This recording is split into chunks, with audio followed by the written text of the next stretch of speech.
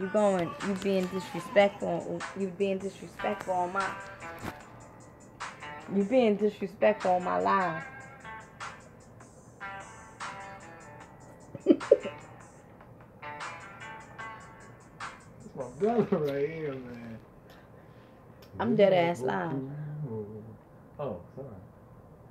My bad. People are checking in.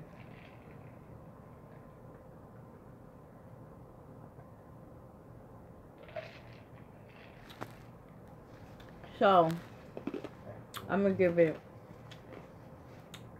just a tad bit. Like a little bit more.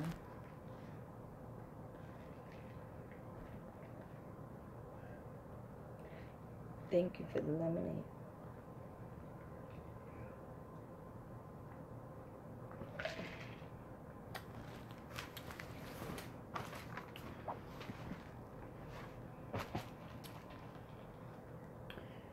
Okay, I wonder if I should start now. Peace and love, everyone. I just want to start off with saying peace and love to everyone. I just did an amazing interview. Very bad connection is what it's saying. You know what? Let me very bad connection. I don't like that. Saying very bad connection.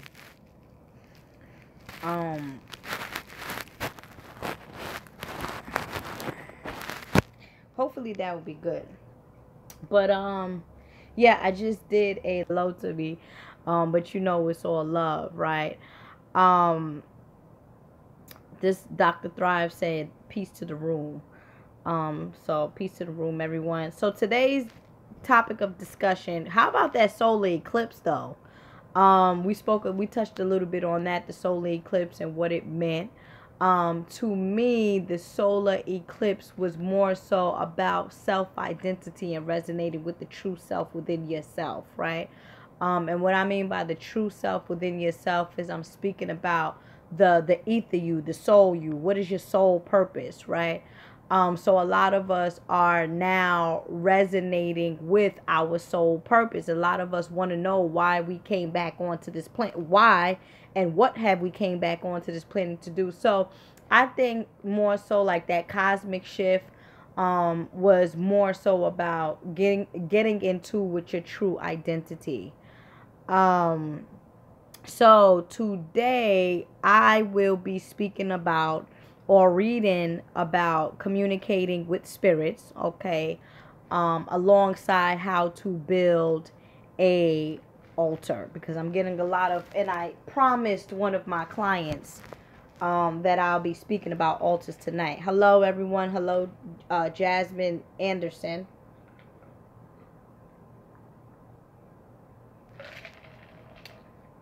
I'm just polite, so I try to say hello to everybody. Try to give everybody some love, right? I won't be on live for too long, as I always say, but hey.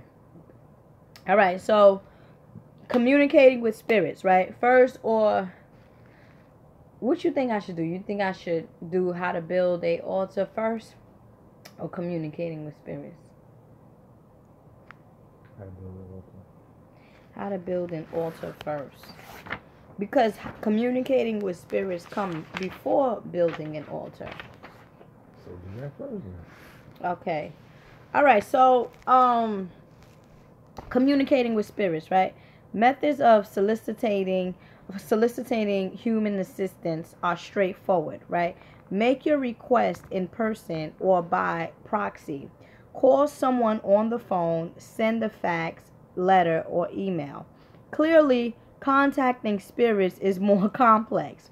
Challenges include getting your message heard, communicating clearly, accurately, and precisely so as to prevent miscommunications, recognizing, interpreting, and understanding spirits' messages and responses. Because a lot of people be like, well, you know, you think that my ancestors heard me? You think you got to look out for the message, right? You have to be aware, you know, or be in that realm of understanding what the messages are. So, You may speak to spirits out loud or silently. They can hear you either way. Because you did not speak it out loud does not mean the request was not made. Vows made silently only in your mind counts as well. Acknowledge whatever pops into your head. That means that you should follow your gut feeling, right? Whatever pops into your head, right? That means, like they said, your solar plex, that gut feeling, right? So when you get that gut feeling, when you get that first brain talking to you, the mind and the soul, listen to that, right? Let me see. They can hear you either way. Because you did not speak it out loud does not mean the request was not made. Vows made silently only in your mind counts as well. Acknowledge whatever pops into your head, if only to refute, refuse, or clarity, right? You may certainly communicate with spirits in any human language. Spirits respond to spoken and written petitions, so clearly they understand us. Some spirits also communicate via human languages, especially those who appear in dreams or who engage in ritual possession, in which case they speak through the mouths of people, right? More about this later.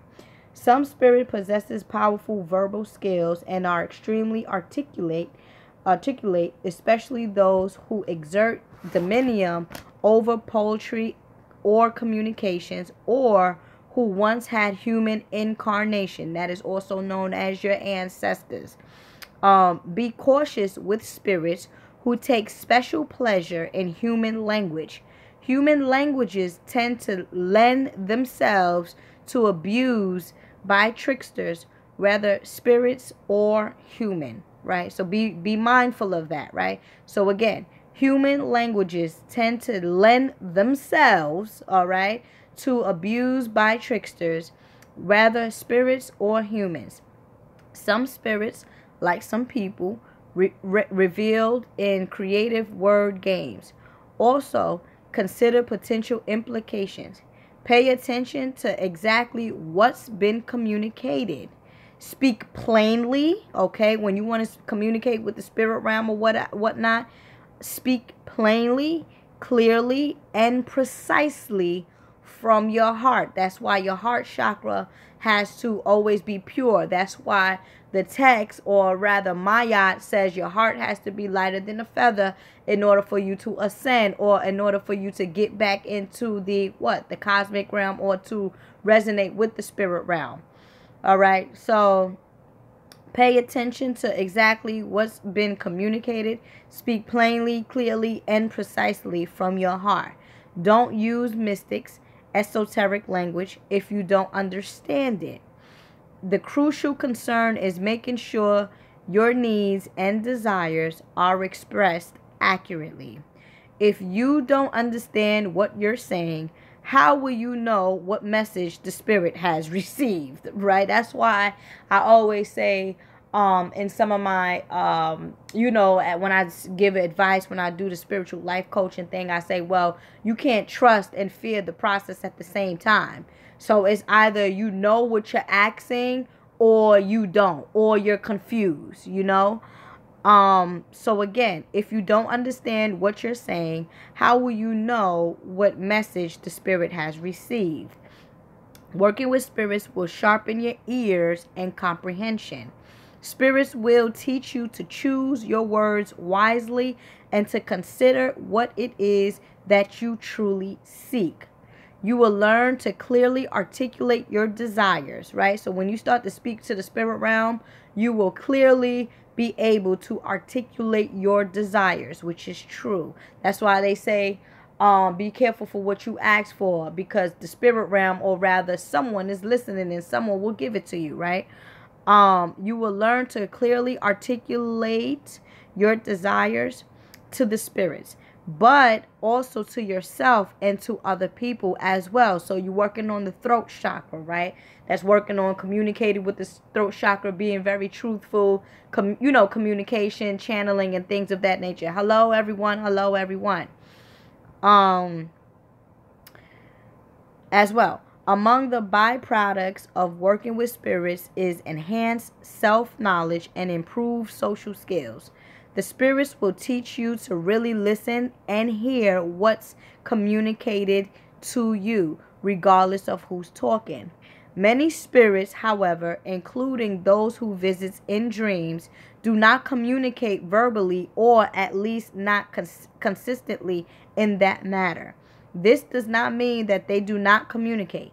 Spirits constantly communicate with us. You just have to, again, know the signs, right? So spirits constantly communicate with us, assuming perhaps that we still possess the once more prevalent skills of recognizing, interpreting, and understanding their messages. So they think that we understand what the hell they saying because, again, we are the one that called upon them.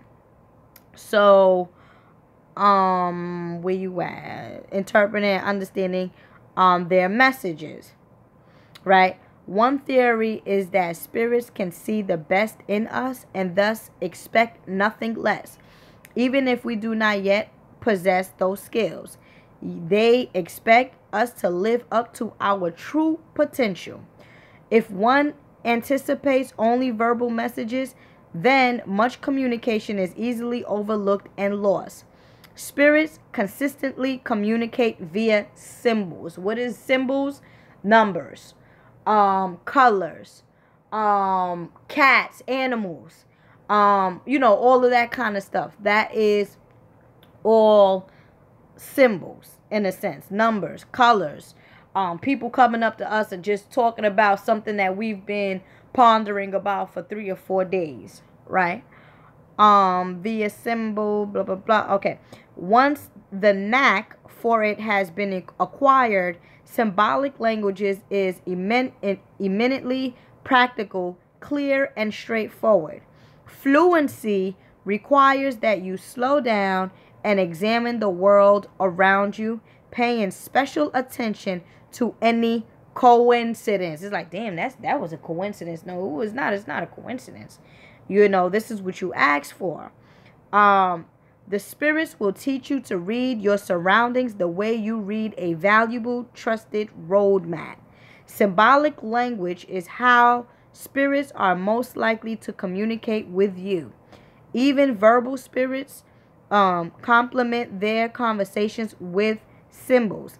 This is how it works. Most spirits possess various forms which they consistently assume, right? Most also possess various preferences in food, fragrance, colors, and gifts. This is, say for example, Oshun, the goddess of the deity of Oshun. Most also possess various preference in food. What does Oshun like? She likes honey. She likes cinnamon. She likes oranges, right? What is her fragrance? Her fragrance is, it could be a cinnamon or rather a sweet smelling fragrance, right? What is her colors? Her colors is yellow and white. What is her gifts? Any luxurious things. So we talking about, jewelry, perfume, and stuff like that, things of that nature, right? So that's just an example. Some spirits are identified with certain numbers, okay, trees, animals, birds, or plants. Just like also known as Jesus Christ, right? Or Jesus or Heru, right? Heru is depicted sometimes as a bird, a hawk. Is it a hawk, boo? A hawk. Mm-hmm. Heru. The hawk, right? Falcon. Falcon. Okay, falcon. Birds was his falcon. Trees and stuff like that. Even numbers. Number 7. Plants as well, right? Just giving you an example. So individual spirits possess specific symbols known as attribute, which serves as the equivalent of a calling card. Okay. For more information, see the glossary and entries for altars, attributes, and iconography. Okay. These objects, forms, symbols, and preferences are used as vehicles of two-way communication. They are the vocabulary of spirit working. For example, Yemaya color is blue and her number is 7. She is associated with the ocean, with salt water, and with wet, juicy fruits containing lots of seeds, like watermelons or pomegranate. To attract her, notice, you might somehow prominently feature her symbols. She in turn might use them to send a signal to you. Methods of catching Yemaya's attention, including lighting 7 blue candles in her honor, of inserting a note to her within a hollow watermelon and sending it out to the sea. Shortly after accomplishing either or both of these actions, were you to observe 7 blue balloons unexpectedly floating in the sky. This could be interpreted as a response to your petition, or at least an indication that she has heard your call, right? So whenever you do like a ritual or something like that in honor of somebody, a spirit or deity and things of that nature, they will also give you an indication that they got your message. And sometimes if you don't get the indication, that doesn't mean that they didn't get your message. That just means that you just didn't get the message. Just like when somebody send you a text message and you be like, oh, I didn't get the message. You get what I'm saying? But that doesn't mean that the person didn't send it. That just means that, whatchamacallit? Let me get that. I'm still drinking my drink.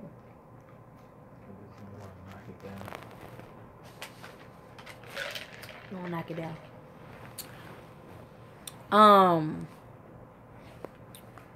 So hold on. So confirmation. Somebody was saying confirmations. Okay. Indication that she has heard your call, but that could be just a coincidence. You say, right? So I'm like, oh, that's just a coincidence. The basic tenet of working with spirits, or any kind of magical working for that matter, is that there is no such thing as coincidence. It's not a coincidence. Everything is in divine order, as I say. Coincidences do not exist. The universe is not random. The universe is very direct, and the universe is very specific. Okay? The concept of coincidence. Try again. Oh, I think I'm on. If you guys see me, press 6. If it's clear, if it's okay, press 6. I need to know if it looks like it's on, but I don't know. Mirror West said, okay, 6. Okay. Spirituality is an everlasting journey. Many of my clients, when I tell them to do a particular type of ritual and they receive the benefits, and I did not even know. Oh my God. I think you need to reboot your mind. Oh, see, yeah. All right. I'm back on.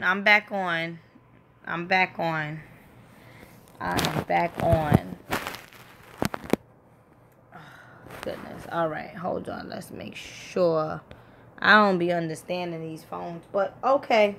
I'm back on.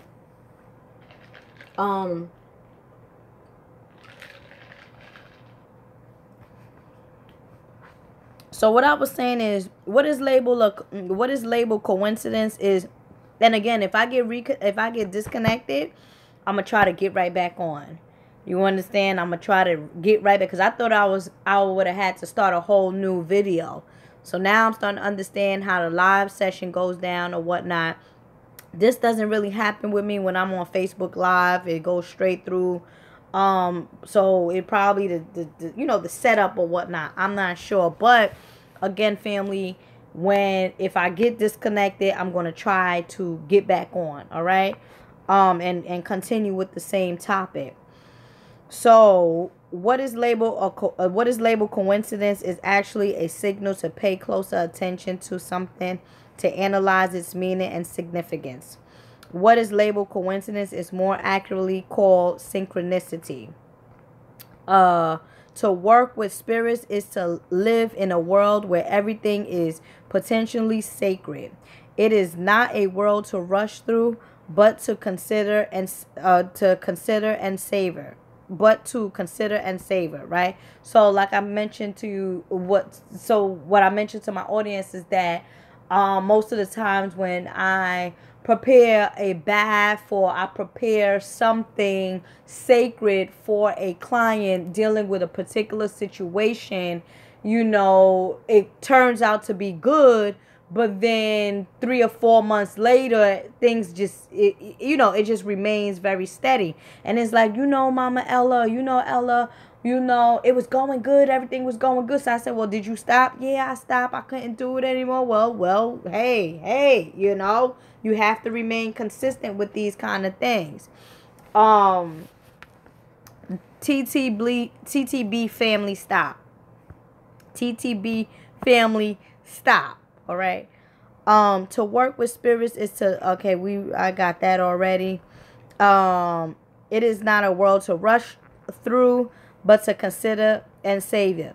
All right. Every color, object, number, and encounter is potentially significant.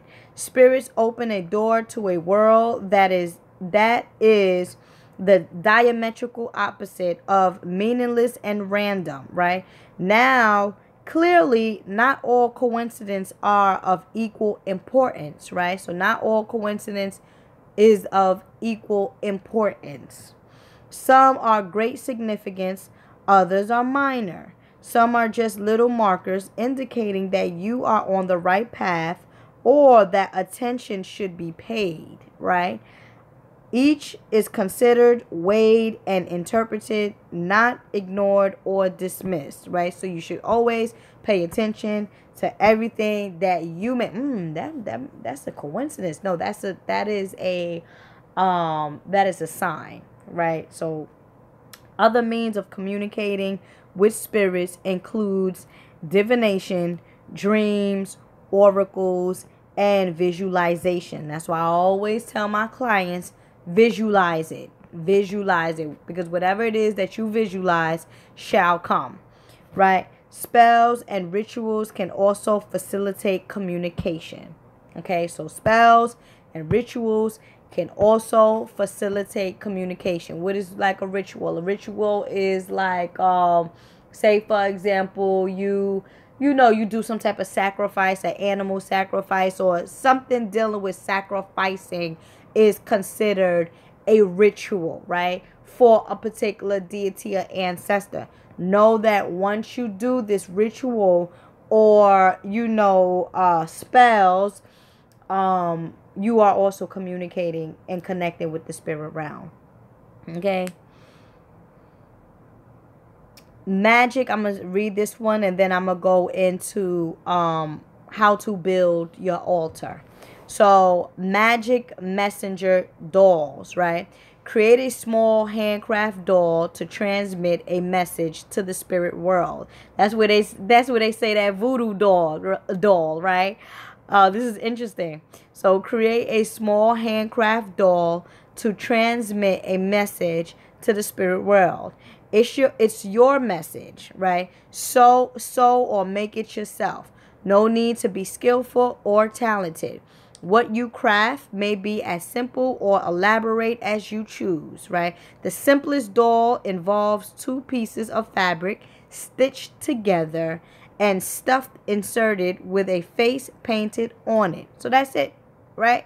So the simplest doll involves 2 pieces of fabric, right? Stitched, whatever, together with stuffing inserted and a face painted on. That's it. Consider the spirit you are seeking to contact. So you got to consider the spirit that you're seeking to contact, right? Select materials or colors evoking of this spirit, right? So you got, so say for example, you're dealing with Yemaya, so we just finished, saying that Yemaya deals with the color blue. So if you wanted to do this doll stitching thing, you would do it with a fabric that has blue and white. Decide exactly how to phrase your message. Because again, we're not dealing with confusion. We're not dealing with indecisiveness. We're not dealing with, yeah, I love the nigga, and then, oh no, I really don't. We're not dealing with, yeah, I really want to be with her, and no, I really don't want to be with her. So make sure that the message that you are delivering to this person is very clear. You want to think about it like, you only, say for example, if there was really, well, there's a cosmic God, right? There's a mother universe, there's a universal mother divine spirit. Say for example, if you had a chance to speak to and actually see the cosmic mother, what would you say? What would be your wish? And it has to be very straight, and it has to be very direct. And say for example, you only have 5 seconds to be in her presence. What the hell you will say? That's what it is, right? So decide exactly how to phrase your message. Focus intently while crafting the doll. Write your message on a small piece of paper, which may then be attached to the outside of the doll or stuffed inside. Perhaps adding a small gift for the spirit would be nice as well. Look the doll in the face and tell it to transmit your message for you. Leave the doll at the crossroads, cemetery, or any place where you perceive the spirits is present and or powerful. What is the crossroad? Crossroad dealing with Eshu Alegwa, open doors, right? The cemetery, transition, transformation. That's where the energy of the other side resides, right? It may also be buried, the earth vibration, right? It may also be buried, tied to a tree, or deposited into some water, in water. So you know me, I always deal with the water spirit because I'm a water sign. And for me, just the water vibration gets me more in tune with my higher self. All right. I can take about 3 questions before we get into the next one. Ooh. Shout out to the people that's coming through now.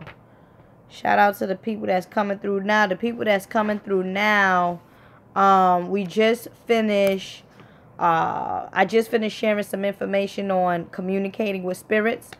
You can always go back to this live session and, peep that information or get the information there. We will be going into, now I'm going to be covering how to build an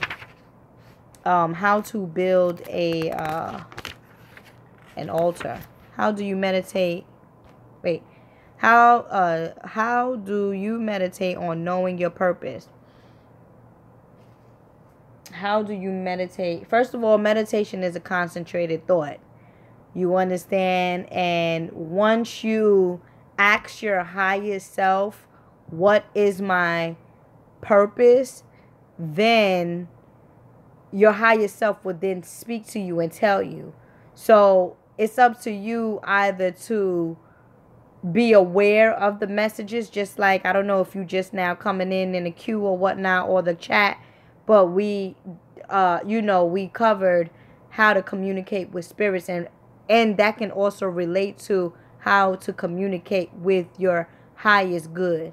Also, these is the kind of things that I'm going to be teaching in my online class.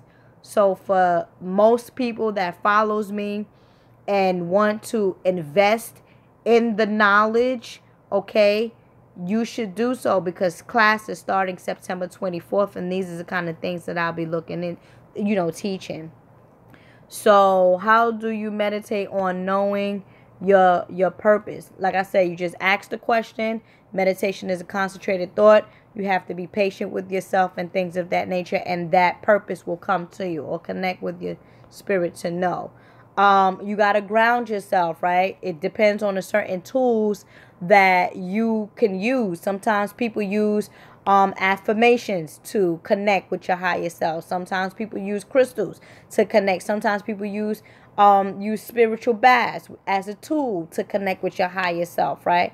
So how do you, or to connect with your spirit to know? So first of all, you got to use certain tools. And again, meditation is also considered a tool, which is a concentrated thought. You just have to balance yourself out. Can you go into what to put on an altar for Oshun? Okay, we're going to do that. Or I might as well do it now, because she asked the question and I want to be fair and I do not want to forget. Hold on, and then I'm gonna do that after. No, I heard and been seeing a lot. Okay, no, I heard and been seeing a lot. So it all depends, beloved. It all depends on what resonates with you. You get what I'm saying? It all depends on how what resonates with you. How do you help children with abilities? Stop giving them that sugar. You get what I'm saying? How do you help children with abilities? Stop giving your children sugar. Stop letting them listen to this low vibratory music, because the low vibratory music also affects the inner ear melanin. And then, you get what I'm saying, once it affects the ear, because the ears is connected to the eyes, and once the eyes perceive, or even just like that, this whole area right here, the ears, then connects to here, and this is, as we all know, is the pineal gland. Okay, so once you listen to a particular type of frequency and music, then it will shut it down. So one of the ways to help children to activate their psychic abilities is, one, not to let them pay attention, or to consistently listen to the ratchet music, ratchet TV, ratchet people. Stop getting, get them off of the sugar and things of that nature. You also want to feed them live foods. All right, so then that's good. And again, if you have children, Alonda, Sister Alonda, invest in the class. I'm teaching about health, diet, melanated diet, how it affects the pineal gland, your spirituality, the pH of all of that, astrology, all of that. Okay, I need to hear this on a clear stream. You keep coming out. Okay, the sister said I keep cutting out. I do apologize. I don't know.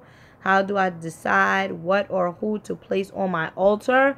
How do you decide? It depends on it depends on what you're going through currently. You understand? It depends on what you're going through currently. If you're going through financial situations, a financial crisis, you want to put on your altar someone that makes money, a deity that makes money.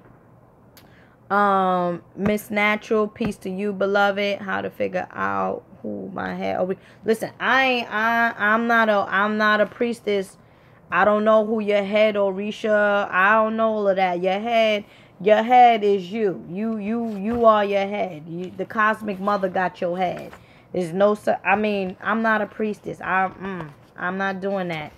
I could, but I'm not doing that. Building an altar, but the sister did ask about Oshun. What to put on Oshun's altar. So she was one of the people that asked the questions. Okay. Okay. 1 second for me.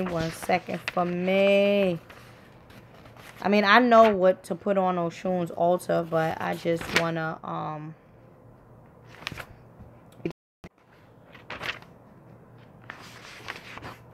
I'm back. Okay.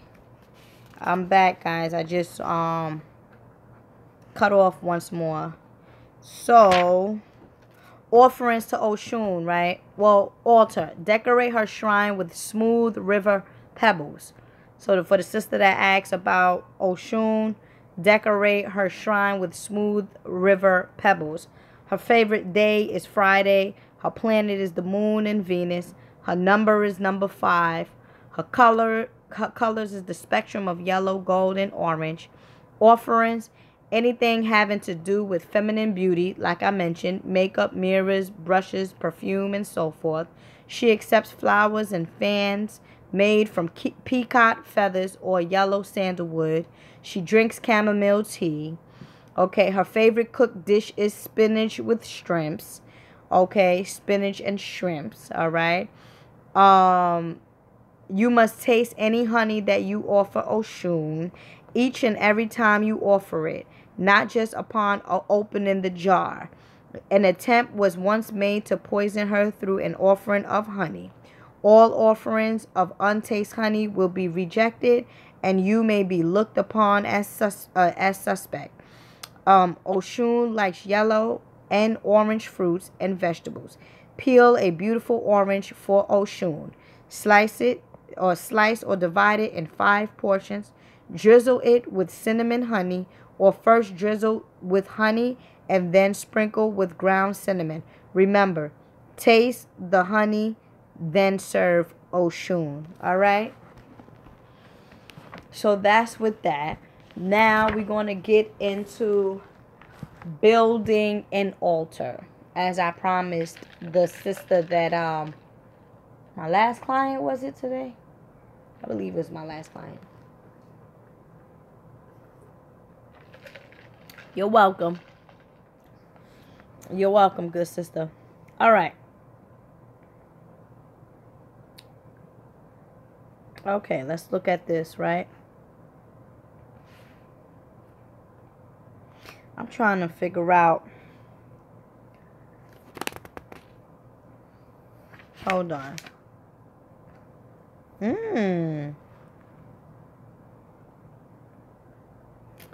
I'm trying to figure out. Give me 1 second, please. Okay. All right. Building altars. Okay. There are home altars and public altars. Right? Altars may be maintained inside or outside. A carefully arranged garden embellished with stones, statues, fountains, or specifically chosen objects serves as an altar for nature spirits, right? So we talking about nature spirits. Place altars wherever the spirit is likely to be happy. Water spirits enjoy the bathroom. Fire spirits, the hearth. Spirits of romance like to be in the bedroom. Spirits of romance like to be in the bedroom. That's me. When I make the transition, I'm a spirit of romance. Spirits of romance like to be in the bedroom. The most primeval altars and shrines were once arranged in caves. As for an example, cave bear shrines. Niches built into walls reproduce the concept of the cave. Most modern altars are placed on tables, shelves, or some other flat surface. They may be placed in boxes or cabinets. Altars and automobiles are placed on the dashboard. So you can even see now, you can even have an altar on your dashboard. You get what I'm saying? You can have, I feel like you can have an altar for Ashua Legwa, since Ashua Legwa is the spirit that opens up the crossroad and deals with, travels and stuff like that. You can have a small altar for him on your dashboard while you're driving, right? Or traveling. Good for truck drivers. Good for truck drivers. Good for cab drivers. Good for delivery guys and stuff like that. Just want to keep yourself protected. So altars and automobiles are placed on dashboards. Altars may be maintained openly for all to see or kept private. In some cases, this is the preference of the spirit.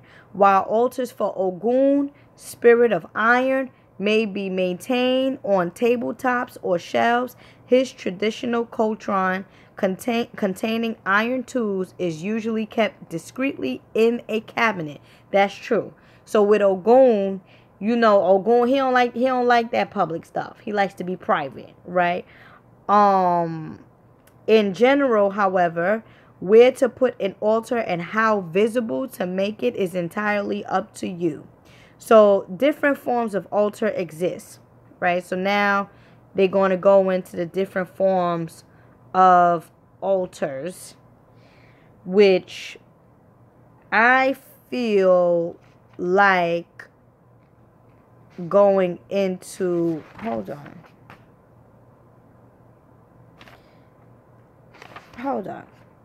Oh, shoot. I done read the last part of this. Building an altar is actually the last part. Okay, sorry. All right. Altars. All right, altars. The term derived from the Latin altea, meaning a high place. High altitudes were a preferred location for the earliest altars.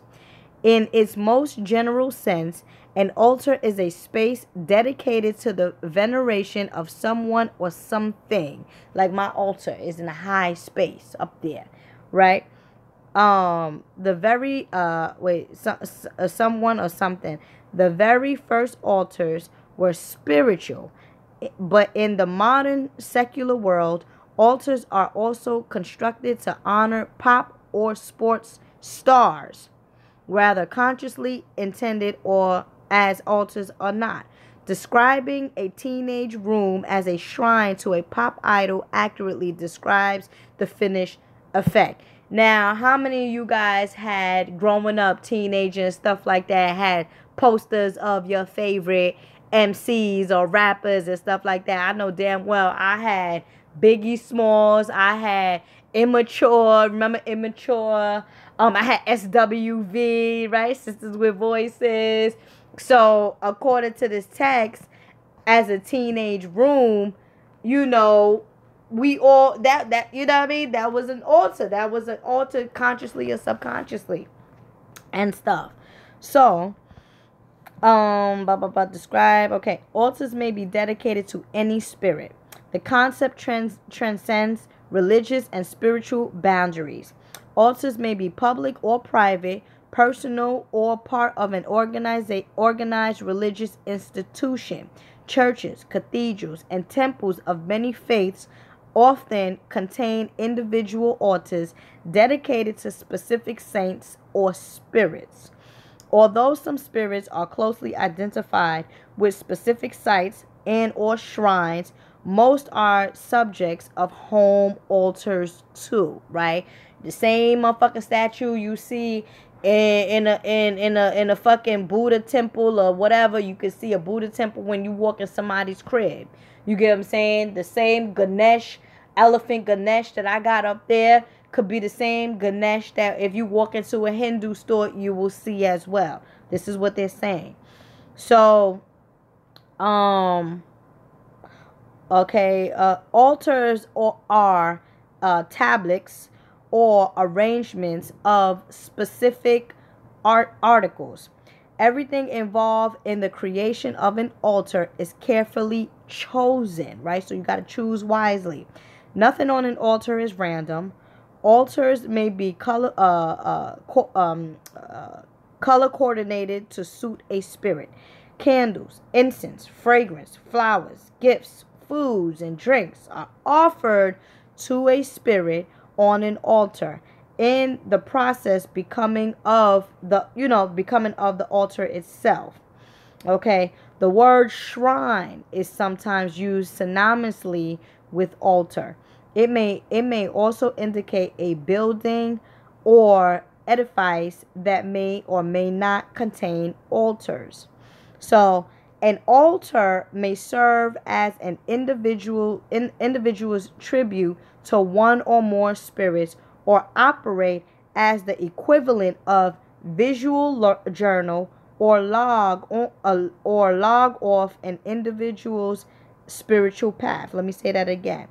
An altar may serve as an individual's tribute to one or more spirits or operate as the equivalent of a visual journal or log or of an individual's spiritual paths. Spirits, their images, and or power objects are added, moved, and removed as inspired. Okay. Although it is common to include images or spirits on altars, this is unnecessary, right?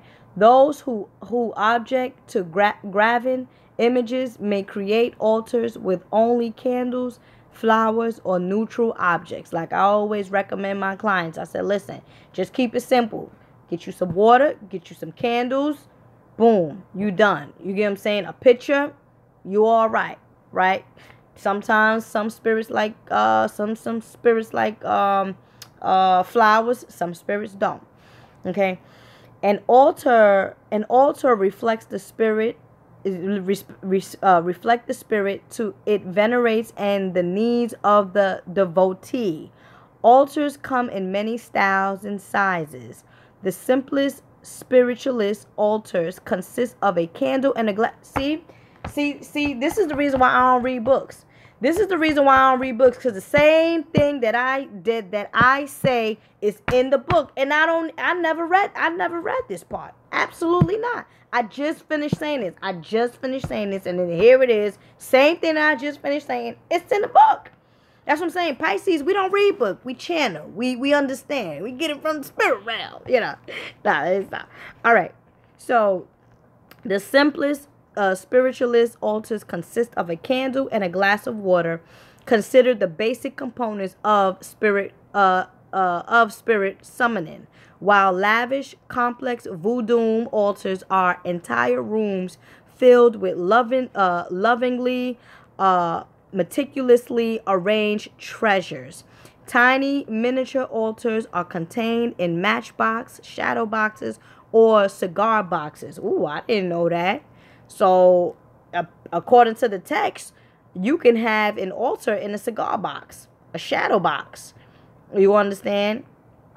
Altars may be permanent or temporary. Some rituals or magic spells involve creating a temporarily altar. Those making specific but presumably one-time request of a spirit may wish to set up such a temporary altar, a tableau that exists only for the duration of the ritual or spell, or until the request has been fulfilled. Meaning, you can basically set up a temporary altar and say, hey, you get what I'm saying? Obatala, listen, I need your help. You get what I'm saying? Set up that altar for Obatala temporarily. Once you get what it is that you asked for, it is okay to take the altar down. All right. And then respectfully though, right? Respectfully. Permanent altars keep the presence and image of the spirit close. Erica Doe's essay, Saint Elvis, which is called Saint Elvis, she quotes, contained in the 1990 book Elvis Culture, describes shrines constructed for Elvis Presley within the homes of fans and devotees that become entrenched into the decor of home itself. The following people may prefer permanent tablets, right? Those who have developed close working relationships with spirits, those seeking to develop such a relationship, those who simply adore a spirit. So when I make the transition and y'all still like me and y'all still want to deal with me, I'm gonna need some money, first of all, okay? I'm gonna need a comb, I'm gonna need some lipstick, I'm gonna need some perfume, Okay, I'm gonna need some bags. Okay, I'm gonna need some. Well, I'm gonna need some water. I need some water. Okay, I'm gonna need some fruits. Okay. Told Basila protect me. Does that mean he is in charge of my head? Coco T, I don't know if you was the one that asked about who's in charge of my head, but I'm not a priestess. So I'm not qualified to say who has your head, who's in charge of you. Nobody is in charge of you. And this is for my audience, right? We should not look at spirits as them being in charge of us. Because once you make that agreement with a spirit that the spirit is in charge of you, your ass better be ready to do whatever it is that you tell that spirit that you gonna do. So be careful and do not claim anyone on your head. That ain't even funny. Okay. Somebody said for real, for real. Constructing permanent home altars for some spirit is discouraged, especially those spirits intimately associated with illness. Disease spirits transmit and remove illness. Appeals are typically directed towards them when healing is desired, right? So appeals are typically directed towards them when healing is desired. Once that is achieved, it is usually considered best not to maintain the spirit's interest for longer than necessary. You don't want them to feel too comfortable in your home. So if you doing some root work or whatever the situation is, and you're done with the root work, you better make sure you close that out very efficiently. Okay. You don't want them to feel comfortable in your home. Altars have a tendency to take on a life of their own, right? They are not static but evolve over time with items continually added and less frequently removed. So you keep adding stuff. Ooh, it gets bigger. Ooh, it gets big, gets big, gets big, Now let me start. So I done did like what 5 channeling sections, interviewed for an hour. Now I'm on live, so I'm a little, when you say you don't need to read the books because the spirit gives you the info, that happened to me when I saw one of your videos about having Urzuli Frida also altar next to Baron Sumdi's altar. Well, that's good. That's what I'm saying. Just go with the flow type of thing, right? Go with the flow. Go with who your spirit resonate with. And that's why I recommend all of my clients or all of my followers to invest in. If you can't do the September class, do the October class. But I'm going to be like really focusing on particular topics that's going to help you get to the next level. Invest in yourself. If you can invest for a pair of shoes or a pair of whatever, invest in that knowledge. You get what I'm saying? Invest in that. All right. Altars have a tendency to take a life on its own. A person may maintain one altar for one spirit, or one altar may honor many spirits, right? Several distinct altars may be simultaneously maintained for different spirits, one spirit per altar. And that's a lot. I get a lot of that question. They say, oh, well, can I put this person on the same altar as that person, blah, blah, blah, blah, blah, all of this stuff. And it's like, it depends on the spirit's energy, and it depends on what you're trying to do. You don't want to put a love entity on the same altar as somebody that's going to war. It's not going to happen, So it all depends on the spirits in question and your own spiritual paths and needs. Many, although not all, spirits are Gregorious,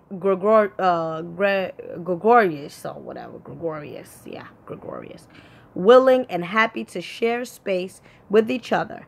Exceptions are noted in entries for individual spirits, but a good rule of thumb is that if bitter conflicts between two spirits is an integral part of their mythology, it may be best to keep some space between them. Okay, so it may be best to keep some space between them. Let me see. Oh, my phone is going dead. Give me 1 second. Okay.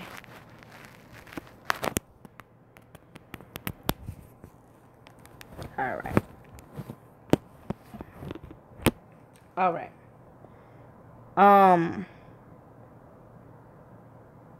Where was I at? Exceptions are no. Okay. Many, although not all spirits are gregorious, willing and happy to share space with each other. Exceptions are noted in entries for individual spirits, but a good rule of thumb is that if bitter conflict between two spirits is an integral part of their mythology, something like I just mentioned, it may be best to keep some spaces between them. Okay, what is the purpose of an altar? Okay, I could do this. All right. What is the purpose of an altar, right? Altars summon spiritual assistance, right? This is the purpose of the altar, right? Altars summon spiritual assistance, right? The component of the altar serve as signals to spirits that their presence is desired, right? These components traditionally share in the essence of that spirit or consist of items that are sacred to the spirit or evocated of its presence. The arrangement attracts the spirit's notice, beckons, and welcomes them. Okay, so it welcomes them, right? So it summons spiritual assistance. That's one. Altars allow communication with spirits. So the first one is it summons the spiritual assistance.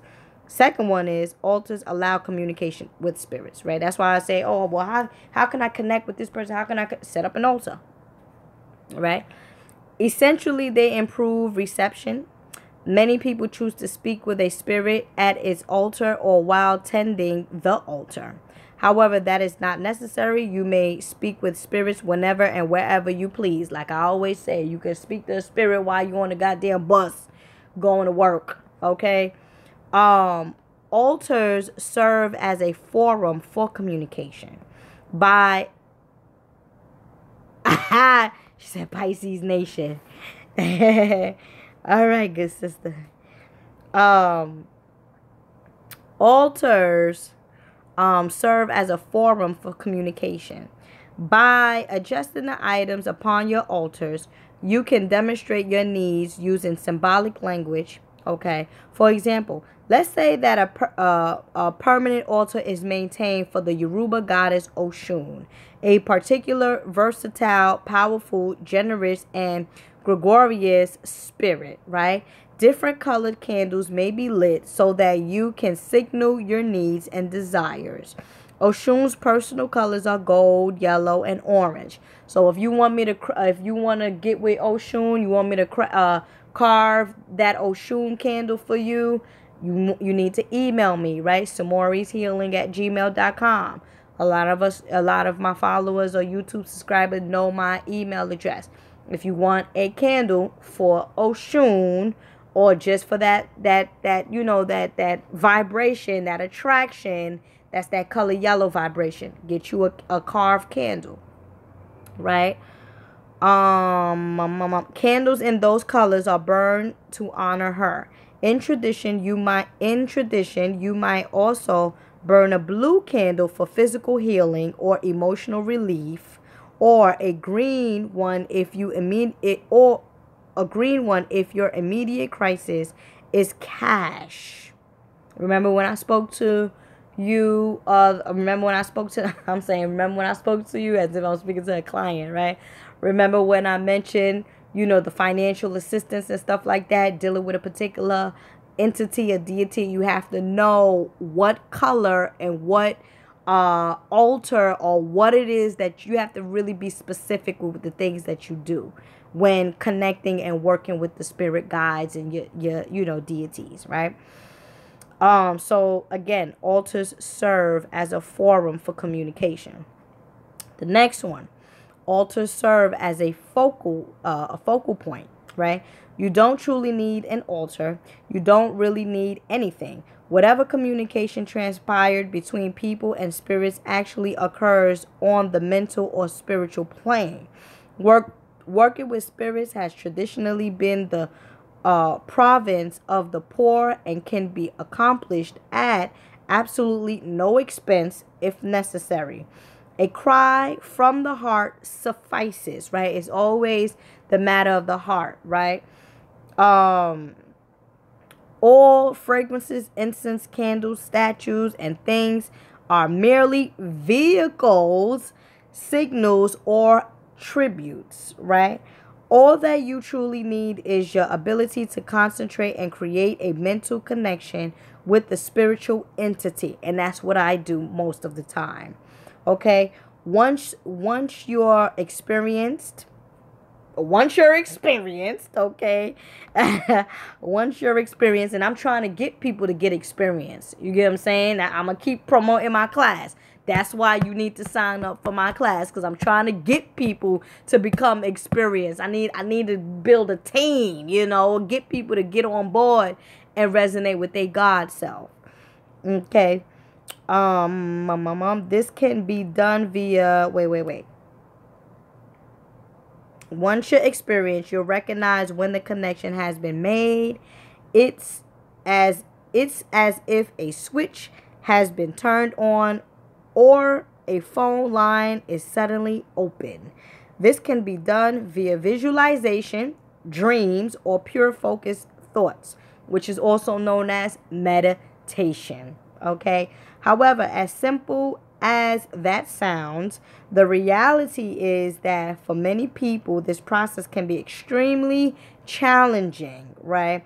Especially in the beginning, the altars create a focal point for one's attention, making it easier to focus upon the spirits and intensify concentration, right? So let me read that again.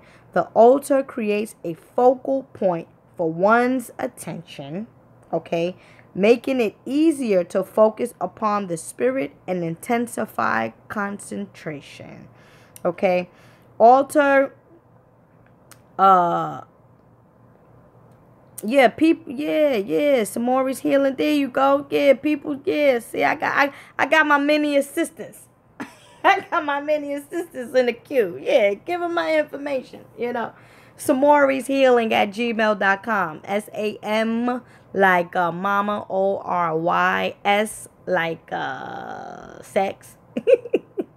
Healing.com. Samori's healing.com. Right? Altars create a comfortable home for spirits, right? Altars create a comfortable home for spirits. A preferred rest stop on their journeys, so to speak. If they're happy, they'll linger, potentially offering assistance without being asked, often identifying your needs before you do. Okay? Altars serve as a tribute and thanks for favors and wisdom granted. Altars are used to create amulets, healing oils, and holy water. Leave objects, oils, or water on the altar overnight, right? Remember when I said just get them some water overnight, okay? Or for a specific length of time so that the spirit aura permeates the medium, okay? Which is a medium is somebody that connects the medium. And then again, you got the building the altars, as I said. I could briefly go through that. There are home altars and public altars. Altars may be maintained inside or outside. A carefully arranged garden embellished with stones, statues, fountains, or specifically chosen objects serves as an altar for nature spirits, nature spirits, right? Place altars wherever the spirit is likely to be happy, right? Water spirits enjoy and sometimes don't get sad. For those that might have lost a child or whatnot, it said very bad connection. But for those that might have lost a child or stuff like that, you can set up an altar in the playground. You know, just put a toy and stuff like that in the playground.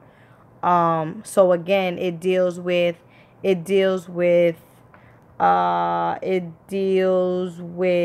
place altars wherever the spirit is likely to be happy, and most children are happy at the playground.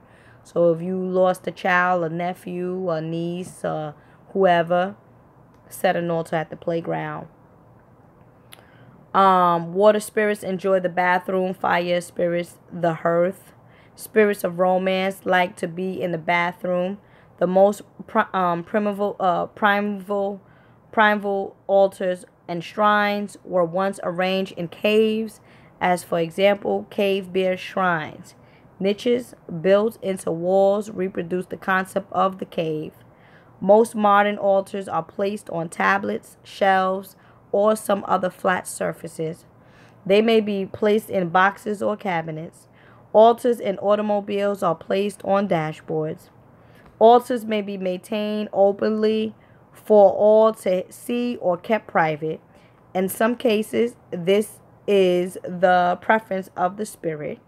While altars for Ogun, spirit of iron, may be maintained on tabletops or shelves, his traditional cauldron containing iron tools is usually kept discreetly in a cabinet. In general, however, where to put an altar and how visible to make it is entirely up to you. So, this is my discussion for tonight. I have candles to carve. Okay, so I got to get back to candle carving. I'm just trying to keep my weekly live presence on YouTube and share information other than just sessions, posting up sessions and stuff. Again, sign up for my class, okay?